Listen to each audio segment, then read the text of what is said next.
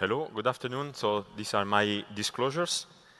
So the depth of surgical field and the lack of visualization of hidden targets represent true challenges in spine surgery.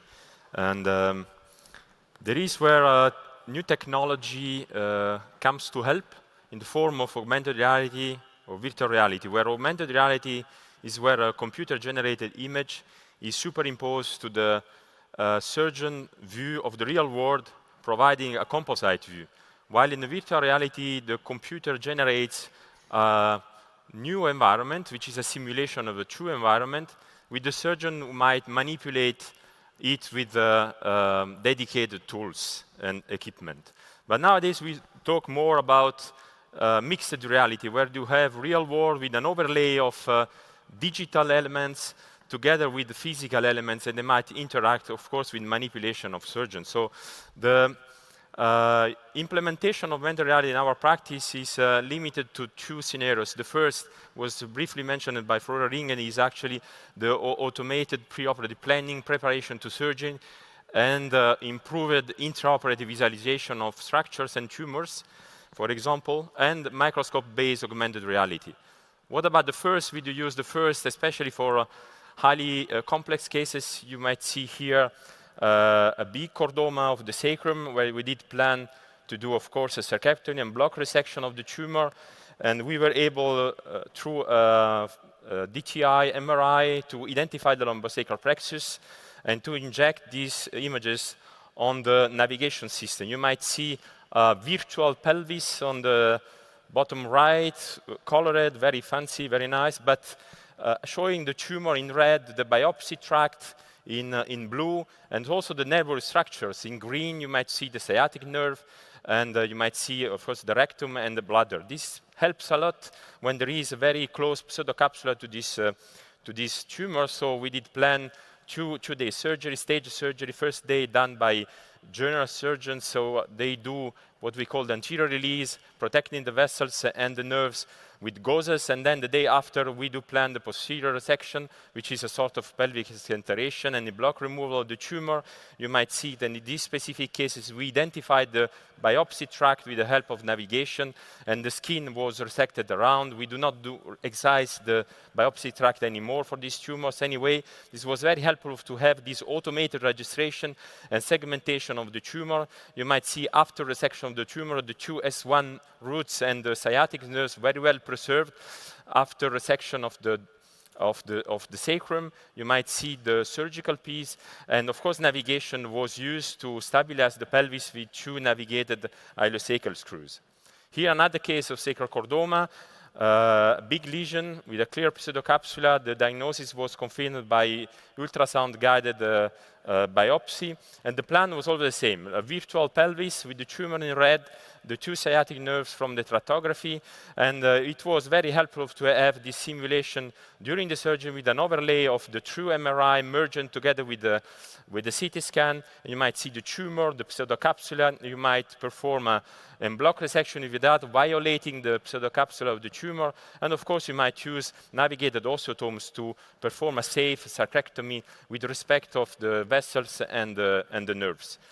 The resection was considered to be a block resection, and this is the post-operative CT scan and the MRI. Another case, this is a sarcoma. Again, was used the same strategy, 2 days staged procedure, first anterior release, then posterior resection together with our general surgeons, and we, of course, used the navigation for ilosacral screw on the left, where the sacroiliac joints was violated by the osteotomy, and then you might see the post-op results and 3 years MRI without any recurrence, local recurrence. What about this case? This is a recurrent rectum cancer, already operated several times and irradiated elsewhere, and you might see on the coronal MRI very nicely the relationship between the cancer and the two S1 nerve roots on both sides, of course, the PET-CT scan here. And we again reconstruct a virtual pelvis with the tumor itself tractography, and this was injected during the surgery with an overlap to the CT scan, merged with MRI, and again, it was very safe to perform the osteotomy and the resection, en-bloc resection of the tumor. This is actually the CAT, the sacral CAT after the surgery, coronal, sagittal, and the surgical piece. What about the microscope-based augmented reality? We do use not for degenerative diseases, but mainly for small tumors. And first it requires, as pointed out by Roger Hartel, a specific setup of the OR, because the microscope gets into the game now, and there is a must for having a perfect overlay between the true image of the microscope and the virtual images with an adjustment that are done manually by the surgeon into the microscope. Of course, this is a navigated procedure. Some cases to share with you. Sorry. Now this is small cervical osteoma, operated with navigation assistance and augmented reality. You might see the tumor after the tubular approach. Even before, actually, we superimpose the tumor at the skin to center the skin incision on the tumor to do a MIS surgery. The tubes was get into place, and the resection of the tumor was really limited to what was superposed to the bone, with preservation of the facet joint at the level of C70H1 and complete resection of the osteoma. Another case we published a few years ago in our book on craniocervical junction neuroenteric cyst, which was actually reconstructed with a 3D skull plus the spinal cord deviated by the cyst and the vertebral arteries. This was merged with MRI, CT scan intraoperative. In absence of a reference array, the merging was done between real and virtual world, was done according some fixed skin landmarks like the root of the nose and the ears. It was double-checked intraoperative after the approach with the C1, C2 posterior arches and the occiput.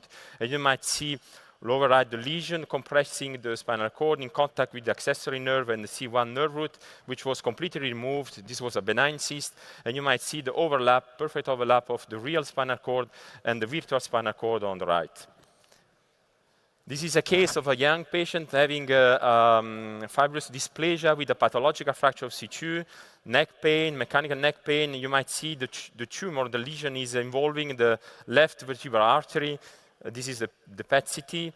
And we use actually the augmented reality microscope base in order to overlap the projection of the left vertebral artery, because we did decide to stabilize the spine, also to do a transpedicular partial resection of the lesion itself. And the scleronization was very safe because we had projected in the microscope the left vertebral artery, and we could preserve the artery. Well before, a long time ago, before I learned about augmented reality, virtual reality, in 2005, we were able to perform percutaneous spinal procedure in a hybrid room, where we did a CT scan with this Philips at that time, and then we planned a trajectory for the Jamshidi needle, and with the help of a laser coming from the C-arm, which was aligned to the ideal trajectory, we were able to insert the Jamshidi needle. This is, of course, on a sawbone. And then we do an acquisition to just check about the matching of the real Jamshidi and the K-wire and the planned trajectory on this acquisition with a safe procedure for this balloon kyphoplasty.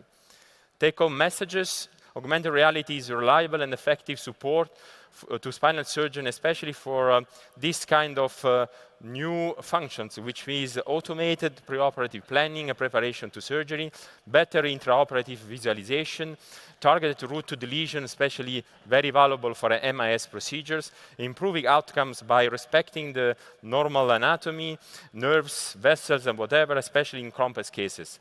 But otherwise, on the other hand, augmented reality should not obviate the need for a fundamental understanding of surgical anatomy. Thanks a lot for your attention. Excellent.